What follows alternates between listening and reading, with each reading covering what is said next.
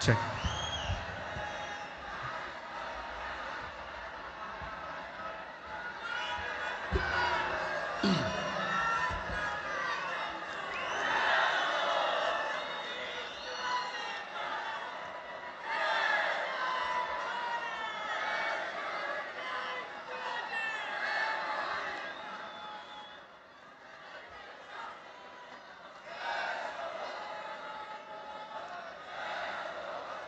सन्माननीय उद्धव ठाकरे,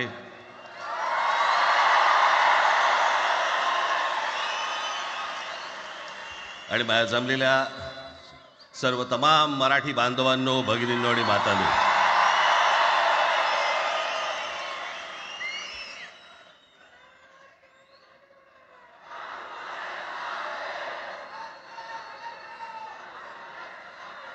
खरं तर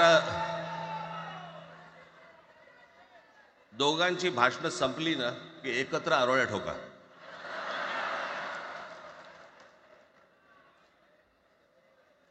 खरं तर आज मोर्चा निघायला पाहिजे होता.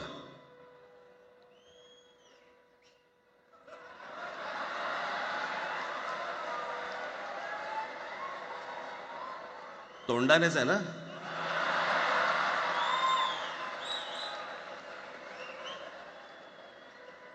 बस बस. मोर्चा खरं तर निघायला पाहिजे होता.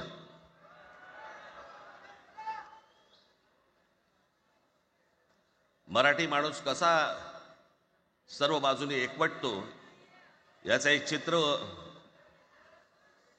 मोठ्या प्रमाणावरती उभं राहिलं असतं.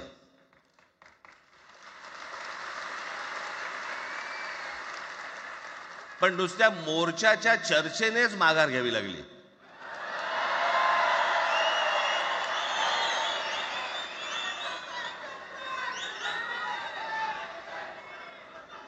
खरं तर आजचाही मेळावा हा खरं तर शिवतीर्थावरती मैदानात व्हायला पाहिजे होता.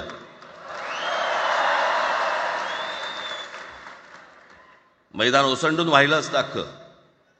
पण पाऊस आहे, पावसामध्ये सगळ्या ठिकाणी अशा प्रकारचे काही जागा मिळत नाहीत फारशा मुंबईमध्ये, आणि म्हणून आज तुम्हाला सर्वांना इथे यावं लागलं. मी बाहेर जे उभे आहेत त्यांची मी दिलगिरी व्यक्त करतो की त्यांना आतमध्ये येता नाही आलं, परंतु आता काही स्क्रीनवरती आठवा.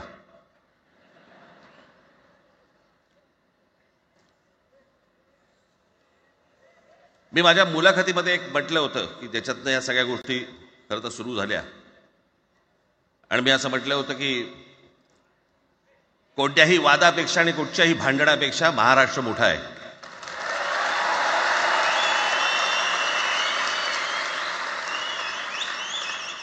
आज जवळपास 20 वर्षानंतर मी आणि उद्धव आम्ही एका व्यासपीठावरती आज येतो आहोत.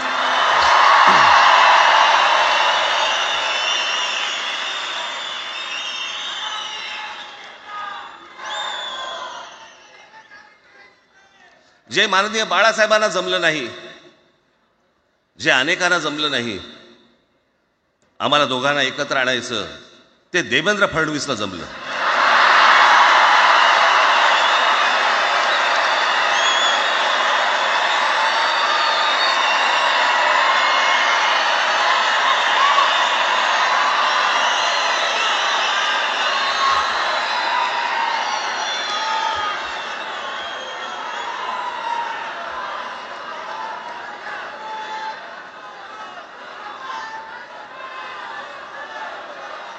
आता बऱ्याच सगळे चॅनल्सचे सगळे कॅमेरे तिकडे लागले, तिकडे लागले, इकडे लागलेत. आता संध्याकाळी सगळं सुरू होईल. आता काय वाटतं, काय दोघांची बॉडी लँग्वेज कशी होती? कोणी कमी हसलं का, कोणी जास्ती हसलं का, कोणी बोलतायत का? आपल्याकडे मूळ विषय सोडून इतर गोष्टींमध्येच फार रस असतो अनेकांना. खरं तर आजचा हा मेळावा, मोर्चालाही तीच घोषणा होती, आजच्या मेळाव्यालाही तीच घोषणा आहे की कुठचाही झेंडा नाही, मराठी हाच अजेंडा.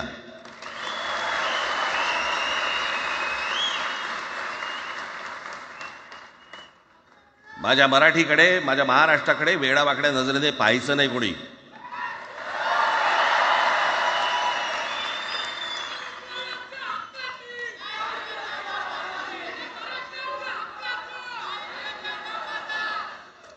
ठरलं ना आपलं सगळ्यात शेवटी द्यायच्या घोषणा. बसा, शांत बसा. खरं तर हा प्रश्नच अनाठाई होता, काही गरजच नव्हती. हे कुठून अचानक हिंदीचं आलं मला काही कळलं नाही मला.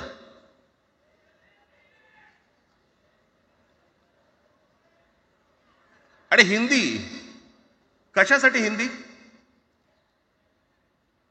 कोणासाठी? हिंदी त्या लहान लहान मुलांवरती जबरदस्ती करताय तुम्ही.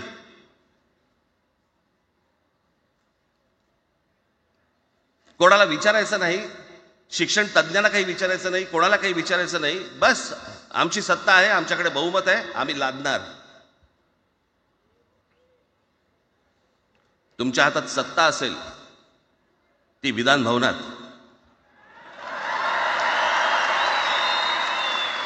आमच्याकडे सत्ता आहे रस्त्यावर.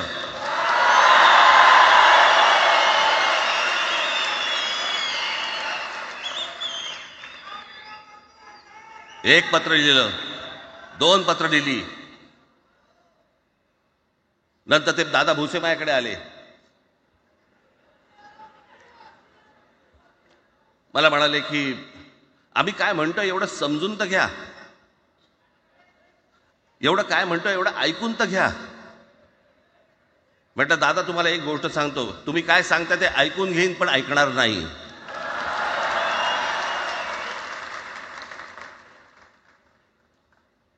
मराठीच्या विषयामध्ये त्याच्यात तुम्ही तिसरी भाषा लादताय. त्रिभाषा सूत्र, कुठलं त्रिभाषा सूत्र आणलं? त्रिभाषा सूत्र ज्या वेळेला आलं ते फक्त सेंट्रल गव्हर्नमेंट आणि राज्य सरकार, केंद्र सरकार आणि राज्य सरकार यांच्यामधल्या दुव्यासाठी म्हणून हे त्रिभाषा सूत्र फक्त आणलं. आज कोर्टातही नाही, तुम्ही हायकोर्टात जा, सुप्रीम कोर्टात जा, इंग्रजीमध्ये सगळ्या गोष्टी होतात. कुठे आहे त्रिभाषा सूत्र? मग मला सांगायला लागले म्हणे केंद्रीय शिक्षण धोरणामध्ये, त्या धोरणातही नाही केंद्राच्या शिक्षण धोरणात, इतर कोणत्या राज्यातही नाही.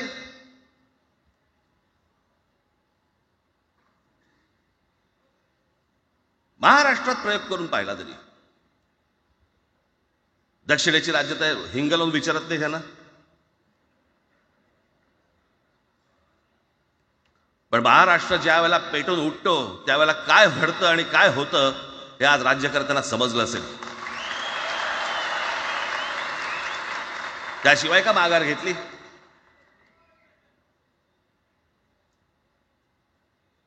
विनाकारण आणलेला विषय होता. मी त्याशी त्या भुसेंना सांगितलं, म्हटलं मला सांगा उत्तर प्रदेश, बिहार, राजस्थान, मध्य प्रदेश कोणती तिसरी भाषा आणणार आहे? खरं तर आणली पाहिजे.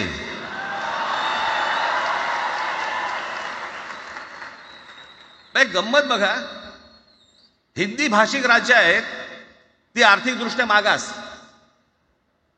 आणि हिंदी न बोलणारी जी राज्य आहेत ती आर्थिकदृष्ट्या प्रगत, आणि वर आम्ही हिंदी शिकायचं. यांना हिंदीतून राज्य नाही सांभाळता आली, यांना राज्यांचा विकास नाही करता आला. जे हिंदी बोलत नाहीत त्या राज्यांमध्ये, हिंदी बोलत असलेल्या राज्यांमधनं नोकरी धंद्यासाठी लोक इकडे येत आहेत आणि हे म्हणतात हिंदी शिका. कोणासाठी शिकायचं? 5वी नंतर काय हिंदी चित्रपट सृष्टीमध्ये जाणार आहेत पोरगा? कोणासाठी शिकायचं? हिंदी भाषेबद्दल मला वाईट नाही वाटत, भाषा कोणतीही श्रेष्ठच असते, उत्तमच असते. मग ती मराठी असेल, गुजराती असेल, तामिळ असेल, पंजाबी असेल, बंगाली असेल, हिंदी असेल, अजून कुठचीही असेल. एक भाषा उभी करायला खूप प्रचंड तपश्चर्या लागते, खूप लोकांची मेहनत असते. एक लिपी उभी करायला खूप प्रचंड ताकद लागते.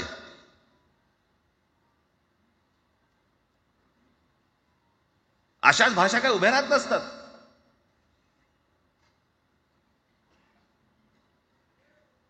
आणि हे भाषेचं नवीन कुठून आणलं? त्याविषयी अमित शहा म्हणाले ज्याला इंग्रजी येतं त्याला पुढे म्हणे लाज वाटेल, म्हणे मला इंग्रजी येतं. अरे तुम्हाला नाही येत?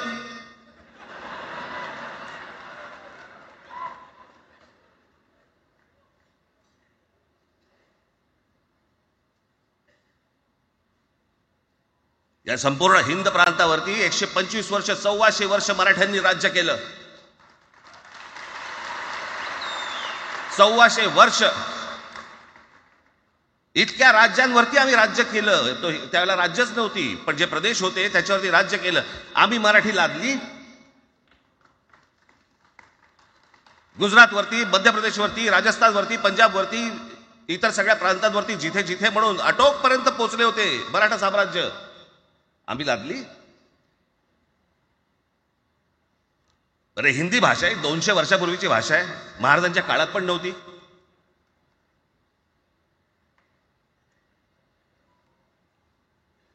कशासाठी आणि कोणासाठी आणि काय करायचे नेमकं?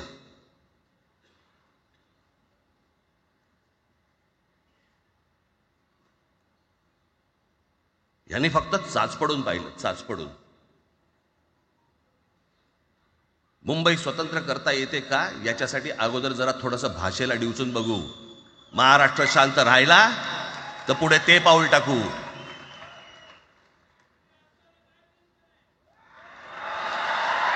कोणाची माय व्हॅली आहे त्यांनी महाराष्ट्राला हात घालून दाखवावा, मुंबईला हात घालून दाखवावा.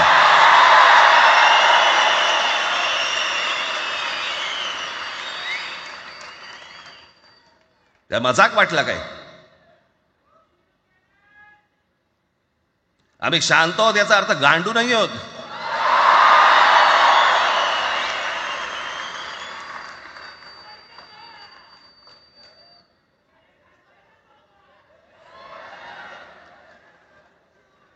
काही अंगावरती लादायचा प्रयत्न करतात आणि मग आता माघार घेतली ना, मग माघार घेतली त्याचं काय करायचं? मग वेगळ्या ठिकाणी वळवा सगळं प्रकरण, वेगळ्या ठिकाणी. म्हणजे कुठे? ठाकरेंची मुलं इंग्रजी मीडियम मध्ये शिकली, बरं, मग पुढे? म्हणजे दादा भुसे मराठी मीडियम मध्ये शिकून शिक्षण मंत्री झाले, देवेंद्र फडणवीस इंग्रजी मीडियम मध्ये शिकून मुख्यमंत्री झाले. कुठे काय शिकले याचा काय संबंध?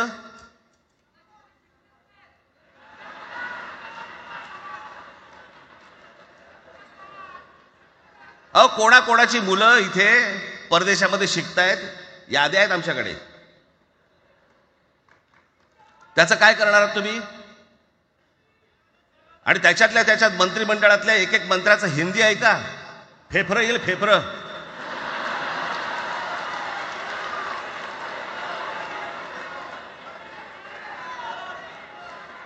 हे असले प्रश्न महाराष्ट्रातच विचारले जातात.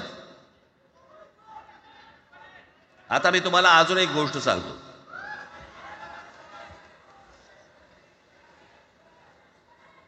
आम्ही मराठी मीडियम मध्ये शिकलो, हो शिकलो. आमची मुलं इंग्रजी मीडियम मध्ये शिकली, हो शिकली. मग याच्यावरती तुम्ही प्रश्न काय उपस्थित केला? ह्यांना मराठीचा पुळका कसा? हे इंग्रजी मीडियम मध्ये टाकतात. बरं, सन्माननीय माननीय बाळासाहेब ठाकरे आणि माझे वडील श्रीकांत ठाकरे हे इंग्रजी मीडियम मध्ये शिकलेले आहेत. या दोघांवरती तुम्ही मराठीबद्दल शंका घेऊ शकता का?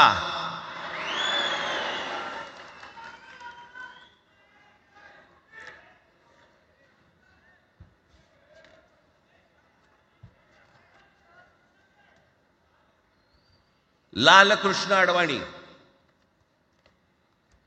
Saint Patrick high school Christian missionary school मध्ये शिकले. हिंदुत्वावर शंका घेऊ का त्यांच्या? कॉन्व्हेंट स्कूल मध्ये शिकलेले आहेत अडवाणी. दक्षिण भारतामध्ये बघा, तमिळच्या प्रश्नावरती, तेलुगूच्या प्रश्नावरती कडवटपणे समोर येऊन उभे राहतात. कोण विचारते तर ना, तुमची मुलं कुठे शिकली आणि तुम्ही कुठे शिकलात?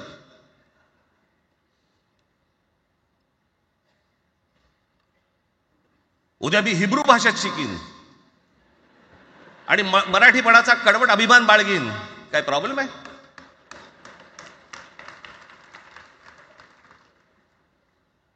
मी आता तुमच्याकडे दक्षिणेतले इंग्रजीमध्ये मी अगदी थोडक्यात यादी आणली आहे. दक्षिण भारतातील इंग्रजी माध्यमात शिकलेले नेते आणि अभिनेते: Jayalalithaa Doveton English medium school, Stalin English medium school लायला, Kanimozhi Presentation Convent school, Udhayanidhi म्हणजे करुणानिधींचा नातू डॉन बॉस्को, चंद्रबाबू नायडू वडील इंग्लिश टीचर होते, शिक्षण इंग्रजी माध्यमात झालं, पवन कल्याण आंध्र उपमुख्यमंत्री, शिक्षण सेंट ॲन, नारा लोकेश NTRचा नातू चंद्रबाबूंचा मुलगा, Stanford school, Kamal Haasan Santhome high school, अभिनेता विक्रम मॉटफोर्ड स्कूल, अभिनेता Suriya English medium, AR Rahman आधी पद्मशेषाद्री बालभवन आणि नंतर मद्रास कृष्णनी हायस्कूल. परवा दिवशीचा एक प्रसंग सांगतो. एका व्यासपीठावरती तामिळनाडूमध्ये AR रहमान व्यासपीठावरती उभे होते, काहीतरी कार्यक्रम होता, त्या बाई तामिळमध्ये बोलत होत्या. अचानक ती बाई हिंदीत बोलायला लागली. त्याच्यावरती रहमानने तिच्याकडे असं बघितलं, बोलला हिंदी, आणि व्यासपीठावरनं खाली उतरला.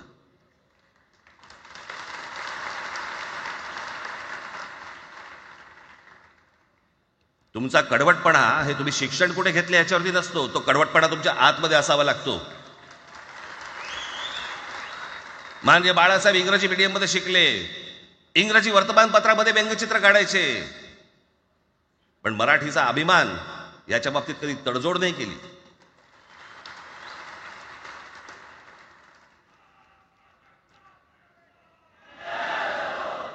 म्हणे एक भाषा म्हणे सगळ्यांनाच बांधून ठेवते. कुठची एक भाषा? आजपर्यंत काय वाकडं झालं? म्हणजे आपल्या संरक्षण खात्यामध्ये घ्या, आपल्या संरक्षण खात्यामध्ये जेवढी रेजिमेंट्स आहेत, मी फक्त तुम्हाला नावं वाचून दाखवतो. मद्रास रेजिमेंट आहे, राजपुताना रायफल्स आहे, राजपूत रेजिमेंट आहे, डोगरा रेजिमेंट आहे, सीख रेजिमेंट आहे, जाट रेजिमेंट आहे, पॅराशूट रेजिमेंट आहे, पंजाब रेजिमेंट आहे, ग्रेनेडियर्स आहेत, सीख लाईट इन्फंट्री आहे, मराठा लाईट इन्फंट्री आहे, गढवाल रायफल्स आहे, कुमाऊ रेजिमेंट आहे, आसाम रेजिमेंट आहे, बिहार रेजिमेंट आहे, महार रेजिमेंट आहे, जम्मू काश्मीर रायफल्स आहे, जम्मू आणि काश्मीर लाईट इन्फंट्री आहे, नागा रेजिमेंट आहे, गोरखा रायफल्स आहे, गोरखा रायफल्स आहे, त्याच्यानंतर तुमचं लडाख स्काउट्स आहे, अरुणाचल स्काउट्स आहे, सिक्कीम स्काउट्स आहे. इतक्या राज्यांच्या आज आपल्या संरक्षण खात्यामध्ये लोक आहेत आणि इतक्या रेजिमेंट्स आहेत. शत्रू दिसला की एकत्र तुटून पडतात ना. भाषेचा प्रश्न येतो कुठे?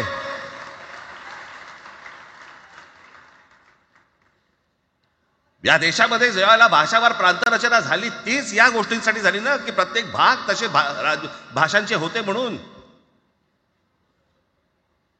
मग या सगळ्या गोष्टी का सुरू केल्यात तुम्ही? कशासाठी सुरू केल्यात? काय याच्या मागचं राजकारण? आत्ता सांगून ठेवतो. आज तुम्ही सगळेजण मराठी म्हणून एकत्र आलात. आज महाराष्ट्रामधला तमाम मराठी आज मराठी म्हणून एकत्र आला. टाळ्या वाजू नका. मी काय सांगतोय नीट ऐका. याचा पुढचं राजकारण ह्यांचं पुन्हा तुम्हाला जातीमध्ये विभागायला सुरुवात करतील. पुन्हा हे जातीचं कार्ड खेळायला सुरुवात करणार. मराठी म्हणून तुम्हाला कधी एकत्र येऊ देणार नाहीत. हे जातीपातीमध्ये विभागायला सुरुवात करतील. आता हे सुरू केलं. काल कोणाच्या ते व्यापाऱ्याच्या कानफडीत मारली मीरा भाईंदरला. त्याच्या काय इथे लिहिलं होतं काय गुजराती?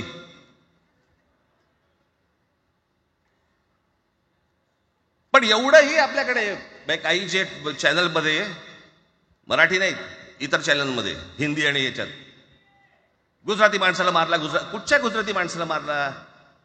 बाचाबाचीमध्ये समोरचा गुजराती निघाला, इकडचा मराठी निघाला. त्याच्यामध्ये काय गुजरात्यानं मारलं का? केवढे व्यापारी आहेत. अजून तर काहीच केलेलं नाही.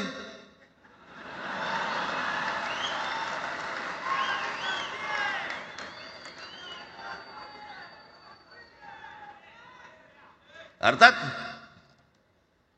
त्यांना मराठी आली पाहिजे याच्याबद्दल वाद नाही. विनाकारण उठसूट काही मारामारी करायची गरज नाही आणि मारायची गरज नाही. पण जर जास्ती नाटकं केली तर कानाखाली आवाज काढलाच पाहिजे तुम्ही. पण चूक त्यांची असली पाहिजे. आणि एका गोष्टीचं लक्षात ठेवा, अशी कधी गोष्ट कराल त्याची व्हिडिओ काढू नका.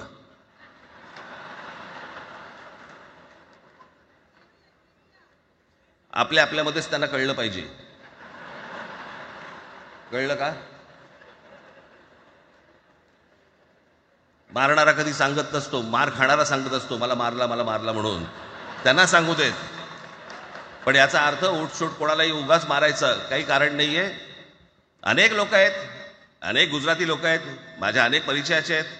माझे एक मित्र आहेत नयन शहा म्हणून, त्याला मी गुजराठी म्हणतो. तुमचा विश्वास बसणार नाही इतकं अप्रतिम मराठी तर बोलतोच, विनोदाचंही अंग आहे. आणि शिवाजी पार्क मैदानामध्ये फिरताना कानाला हेडफोन लावून पु ल देशपांडे ऐकणारा गुजराती आहे.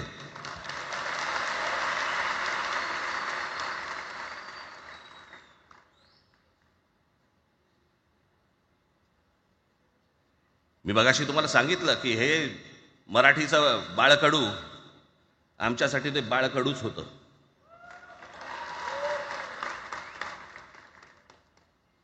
मी मागे एक प्रसंग सांगितला होता, आज मुद्दामून तो प्रसंग सांगतो आपल्याला की हे आमच्या धमन्यांमध्ये आलं कुठून. मी एवढा महाराष्ट्रासाठी मराठीसाठी कडवट का झालो. लहानपणापासूनचे अनेक प्रसंग आहेत माननीय बाळासाहेबांबरोबरचे, पण मी एक प्रसंग कधीही विसरणार नाही. आणि तो 1999 सालचा आहे. त्या 1999 साली शिवसेना भारतीय जनता पक्षाची युती सरकार येणार नाही अशी परिस्थिती होती.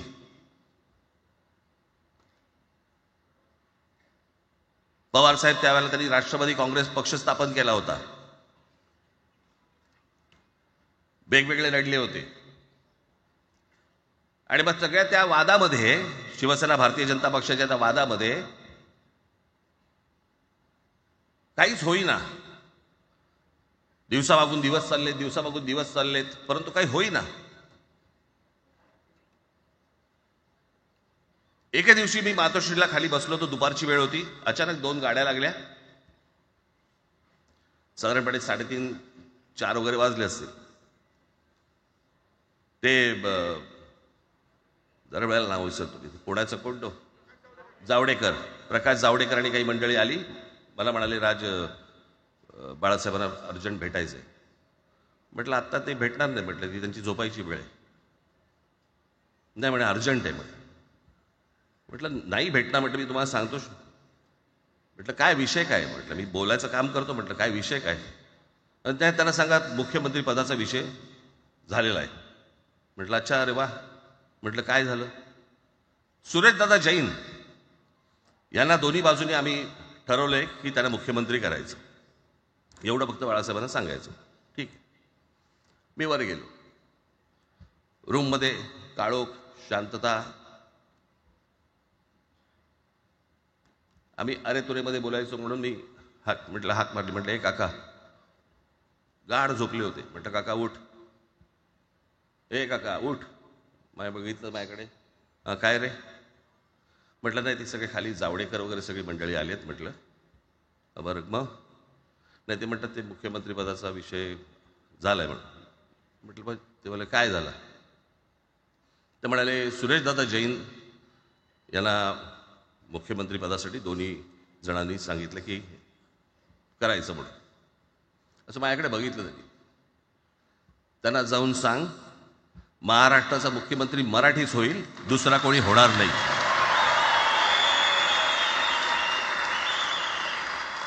मराठी या एका विषयासाठी मला तिकडे कळलं की या माणसाने सत्तेवर लाथ मारली.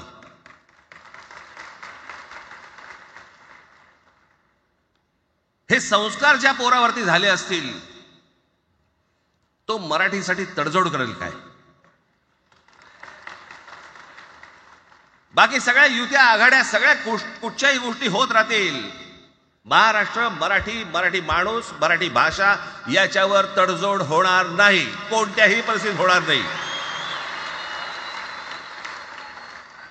याच्या पुढे देखील तुम्ही सर्वांनी सावध असणं पण गरजेचं आहे आणि सतर्क असणं पण तेवढंच गरजेचं आहे. पुढे पुढे काय काय गोष्टी घडतील, काय काय गोष्टी होतील कल्पना नाही, परंतु मला असं वाटतं की ही मराठीसाठीची एकजूट ही कायम राहावी आणि महाराष्ट्रामध्ये सन्माननीय माननीय बाळासाहेबांचं जे स्वप्न होतं ते पुन्हा साकारावं अशी एक आशा, अपेक्षा आणि इच्छा व्यक्त करतो आणि आपल्या सर्वांची मी रजा घेतो. धन्यवाद. जय हिंद, जय महाराष्ट्र.